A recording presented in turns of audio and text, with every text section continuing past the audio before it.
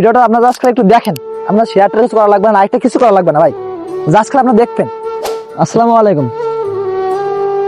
কয়রা উপজেলার সব থেকে ভয়ঙ্কর একটা দিন 2009 সালের 25শে মে আইলা। এর উপরে আসলে কয়রা উপজেলার ইতিহাসে কোনো একটা ভয়ঙ্কর দিন আমার দেখা চোখে নাই।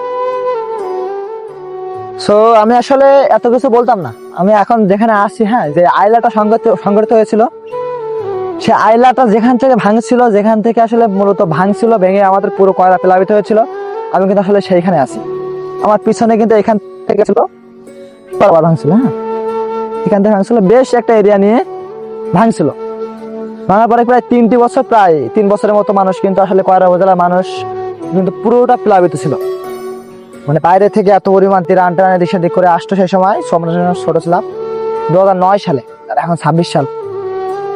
তো আমি এই কথাগুলো বলার কারণ হচ্ছে আমার এখন যদি এই 9 সাল আর এখন 26 সাল, প্রায় অলমোস্ট 17 বছর প্রায় চলে, এত বছর পরেও আমাদের এই অবদার রাস্তার কোনো নির্দিষ্ট কোনো আপনার পাবেন না, গ্যারান্টি পাবেন না যে রাস্তা ভাঙবে না। ঠিক এখন যে পজিশনে আছে, এখন কিন্তু প্রচুর বৃষ্টি হচ্ছে, প্রায় একটা 6-7 দিন একটা বৃষ্টি হচ্ছে।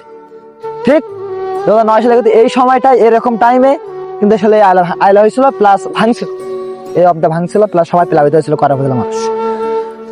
হোক, আমি ওইটা কথা করছি না, যা হয়েছে ওই পর্যন্ত মানে গিয়েছে, ওইটা আমি বলে গেলাম। কিন্তু এখন একটা মানে সময় আসছে, এমন একটা সময় মানুষ বেশ নড়ে চড়ে বসছে, মানুষ একটা ভালোভাবে প্রতিষ্ঠিত হয়ে আছে, মানুষ মানে যে জায়গা জমি দিয়ে ধান পান লাগাইছে, প্লাস গাছপালা সব লাগাইছে, লাগার পর এখন শুনে আসতেছি আমরা, বেশ 2-3 বছর ধরে শুনে আসতেছি, না 2-3 বছর বলে আমার বলা হয় 5-6 বছর আমরা শুনে আসতেছি যে রাস্তা অবদার সাইড দিয়ে 100 কয় কোটি টাকা যেন এরকম, প্লাস বাজেট 2 লাখের জন্য। কোথায় ভাই এই ব্লকটা, কোথায় নেই? এটা ভাঙবেন, আপনি গ্যারান্টি দিতে পারবেন না। প্রতি বছর এরকম সময় আপনি টেনশনে থাকবেন যে আসলে ভাঙলো কিনা, কোথায় ভাঙলো, এখানে ভাঙলো না, দোষালয়ে ভাঙলো না, অন্য কোথাও ভাঙলো, যে কোনো এক জায়গায় ভাঙবে, এরকম আপনি শুনতে পাবেন, প্রতি বছর শুনতে পাবেন। কেন ভাই, এটা কেন হবে? আমার এই কথাটা আপনারা জবাব দেন। একটা বাজেট হয়েছে না, বাজেট হয়েছে, বাজেট খেয়ে গেছে, কারা খায় এগুলো? আমরাই তো খাই, আমাদের প্রতিনিধিরা তো খায় তো। কেন ভাই আপনি ঘুমাইতে পারবেন না? ঠিক রাত্রে সময় আপনি ঘুমাই থাকবেন, পানি ওঠে এই পর্যন্ত, এই সর্বোচ্চ গেলে আপনার 1 হাত 2 হাত ফাঁকা থাকে, অবদা থাকে, 2 হাত উপরে থাকলে পানি থাকে। এক রাত্রে খুব প্রচন্ড বৃষ্টি হবে, অবদা ভেঙে যাবে, অবদা ছাপাবে, আপনি প্লাবিত হয়ে যাবেন। আর এখান থেকে একবার ভাঙে, এখানে কিন্তু প্রচুর গভীর, এখান থেকে ভাঙলে আপনি কোনোভাবে আপনার আবার 1 বছর লাগবে এটা বাঁধ দিতে, পারবেন না। কিন্তু আপনি প্রতিদিন রাত্রে ঘুমাবেন, দেখবেন কোন দিন মামাজুদ্দিন মাইকে বলবে যে অবদা ভেঙে গেছে বা হলো অবদা ছাপাচ্ছে, আপনারা ঝুড়ি গোদাল নিয়ে দৌড়ান। হ্যাঁ, গত বছর এরকম হয়েছে, গত বছর আমাদের এলাকাতে প্রচুর মানুষ আসছে এটা বানতে, এটা অবদা ছাপাচ্ছে, এরকম এরকম এরকম ভাঙছে, আসছে ভাই, এরকম হচ্ছে। কেন হবে ভাই? ভিডিওটা আপনারা জাস্ট একটু দেখেন, আপনার শেয়ারটা কিছু করা লাগবে না, লাইকটা কিছু করা লাগবে না ভাই, জাস্ট আপনারা দেখবেন, দেখে আপনাদের বিবেকে কি বলে যে আসলে আমরা কোথায় বাস করি। আর এখন আপনারা এখন কেন চুপ আছেন?